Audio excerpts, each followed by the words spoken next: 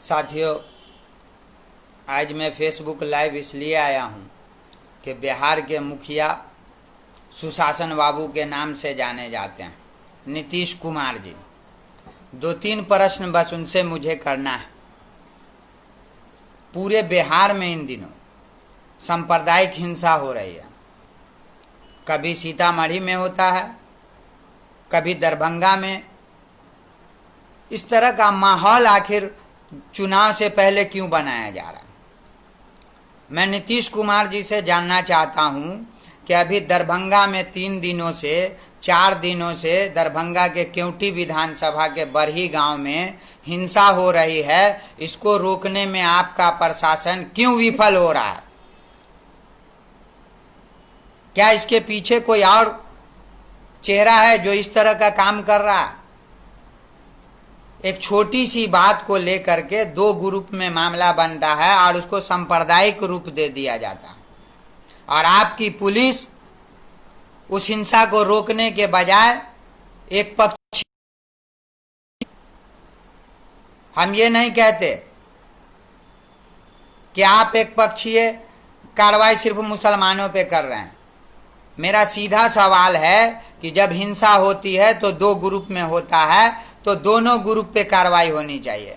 लेकिन एक पक्ष इलाज के लिए जब निकलता है तो उस पर कोई और नहीं, आपकी पुलिस लाठी बरसा रही है। इलाज के लिए तड़प रहे हैं लोग, बरही गांव के लोग। घरों में घुस के पुलिस मार रही है। दंगा की आड़ में अगर सबसे बड़ा गुंडागर्दी कोई कर रहा है इन दिनों, तो वो आपकी पुलिस प्रशासन है।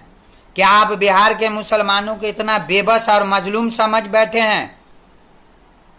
आपको क्या लगता है कि भारत में रहने वाला, बिहार में रहने वाला अल्पसंख्यक समुदाय बेयारो मददगार है, बेसहारा है, या ये अपने अधिकार के लिए लड़ नहीं सकता, बोल नहीं सकता?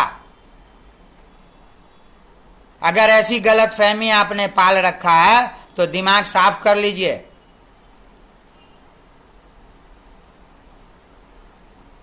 मुसलमान अपने अधिकार के लिए, अपने ऊपर हो रहे जुल्म के लिए अब और किसी सरकार की गुलामी, किसी नेता की गुलामी नहीं कर सकता। आप ढोंगी हैं, आपके जो चमचे हैं, दलाल हैं। कल एक तथाकथित मुस्लिम जो केवटी विधानसभा से विधायक था, वो भी आपकी पार्टी में शामिल हुआ, और उसने भी शाम होते होते लोगों को दिग्भ्रमित किया कि मैंने मुख्यमंत्री से बात की है, बरही दंगा पे मैं पूरा दिन बना रहा। सरासर झूठ बोला, जनता को गुमराह किया। वो तो पार्टी ज्वाइन करने में लगा था और यहाँ मुसलमानों पे जुल्म हो रहा था। जुल्म कोई और नहीं कर रहा था, पुलिस कर रही है, और अब तक कर रही है। आपके सीनियर ऑफिसर, आपके जिलाधिकारी आम नागरिकों का फोन नहीं उठाते। आपके वरीय पुलिस पदाधिकारी आम नागरिकों का फोन नहीं उठाते। जब जिला का सीनियर पदाधिकारी फोन नहीं उठाएगा तो हिंसा कैसे रुकेगी? कैसे असामाजिक तत्वों का मनोबल टूटेगा? कैसे अपराधियों का मनोबल टूटेगा? कैसे मजलूमों को इंसाफ मिलेगा? इतना ही मुसलमानों पे जुल्म कीजिए जितना बर्दाश्त की सीमा हो। और ये 15 साल का ढोंग मुसलमानों के लिए आपने सारे पॉकेट मारों को मुसलमानों के सामने उजागर कर दिया। आपने वक्फ बोर्ड में पॉकेट मारों को रख रखा है, मदरसा बोर्ड में रख रखा है, अल्पसंख्यक आयोग में रख रखा है। मुसलमानों को बेवकूफ बना रहे हैं आप। और ऐसा लग रहा है कि अब आप चुनाव की तैयारी में हैं और जगह जगह सांप्रदायिक हिंसा में कहीं न कहीं आप रोटी सेक रहे हैं राजनीति। मुसलमानों को मारा जाए, काटा जाए, आपके पदाधिकारी उसमें रोटी सेकें। लोकल थाना से लेकर के जिला भर के प्रशासन का भी एक तरफा रवैया है मुसलमानों के खिलाफ। आप बरही में जो हिंसा हुई, आप असामाजिक तत्व चाहे जो किसी भी समुदाय का हो, मुसलमान हो, हिंदू हो, आप उसकी गिरफ्तारी करो, कानूनी कार्रवाई करो। लेकिन जो मजलूम है, जो गरीब लोग मारे गए हैं, जो मारा जा रहा है, मार खा रहा है, जिसका सर फूटा हुआ है, बदन फूटा हुआ है, जो आखिरी सांस ले रहा है, उसका इलाज कराने कौन ले जाएगा? उसकी जिम्मेदारी किसकी है? अभी सुबह की घटना है, अभी कुछ देर पहले की, जब इलाज के लिए लोगों को ले जाया जा रहा था तो आपकी पुलिस ने निर्दोषों को पीटा और उसको जीप में बैठा लिया। आप इस फरेबी चेहरा से बचिए। आपके एक एक फरेबी चेहरा से बिहार का मुसलमान पूरी तरीके से आपको समझ चुका है। आप इस खुशफहमी में नहीं रहें कि मुसलमानों को कोई पार्टी या आपकी पार्टी डरा करके, आपका नेता सब ऐसा पॉकेट मार नेता आपने अपनी पार्टी में पाल रखा है कि वो मुसलमानों को क्या बताता है, कब्रिस्तान की घेराबंदी। क्या कोई सरकार अपने बाप के पैसे से घेराबंदी कराती है? अल्पसंख्यकों की जमीन कहाँ है वक्फ बोर्ड की? कौन बेच रहा है उसको? यही सुशासन की सरकार और इसके दलाल और भूमाफिया बेच रहे हैं। 15-15, 20-20 साल से जो नेता जिस पार्टी के बदौलत मोटी रकम कमाया, पहचान बनाया, अब वो भी आरएसएस और भाजपा की बोली बोल रहा है। आरएसएस बीजेपी की गोद में बैठ गया है। बरही में हिंसा का जिम्मेदार सिर्फ 2 व्यक्ति है। क्यों नहीं उसको पुलिस गिरफ्तार कर रही है? मैंने आपके पदाधिकारियों को नाम तक लिख के दिया कि आप उस 2 व्यक्ति की गिरफ्तारी कर लो, पूरा इलाका शांत हो जाएगा। आप गरीबों को पुलिस से पिटवा रहे हो। आप उन दोनों जो दंगा का मेन षड्यंत्रकारी है उसके इशारे पे मजलूमों को पीट रहे हो। अब और ज्यादा मुसलमान बर्दाश्त नहीं कर सकता इस तरह के जुल्म को। मजबूर मत कीजिए सड़कों पे आने के लिए। आपका सारा सिस्टम ध्वस्त हो चुका है।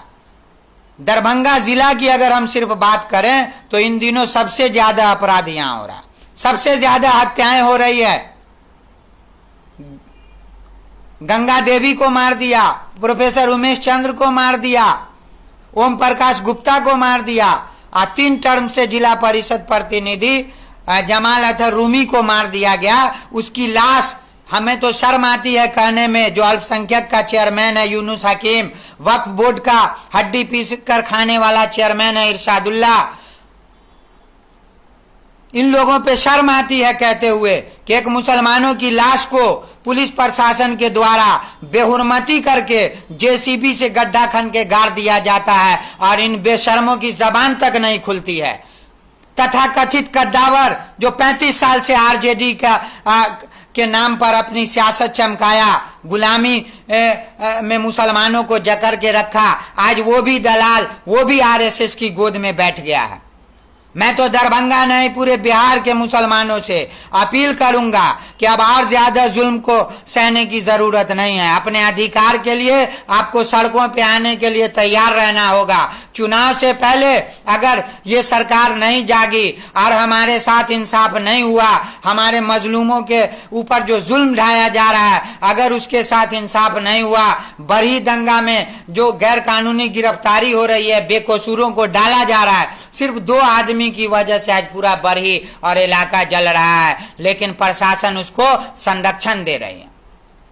अगर ये रवैया बंद नहीं होता है तो मैं जोड़ करके तमाम बिहार के मुसलमान सेकुलर पार्टियों के लोगों से, सेकुलर पार्टियों के नेताओं से, सेकुलर तंजीम के जिम्मेदारों से मैं अपील करता हूं कि आज अगर आप जुल्म के खिलाफ या अल्पसंख्यकों के ऊपर जो जुल्म ढाया जा रहा है, अगर आप नहीं आएंगे साथ तो 2020 में भी हम नया समीकरण बनाएंगे और इससे कोई फर्क नहीं पड़ता कि भाजपा आए कि आरएसएस आए कि बजरंग दल आए। हम अपनी जमीन बनाएंगे, हम अपने अधिकार के लिए लड़ेंगे और हम जिला प्रशासन को भी ये बताते हैं कि अगर आप पुलिसिया कार्रवाई को बरही में नहीं रोकते हैं या बिहार के किसी कोने में भी जुल्म हो रहा है, अगर पुलिसिया गुंडागर्दी को नहीं रोकते हैं तो हम आपको बताते हैं 24 घंटे के अंदर अंदर सड़कों पर उतर जाएंगे और इसकी सारी जवाबदेही बिहार सरकार और जो दरभंगा प्रशासन है उसकी होगी।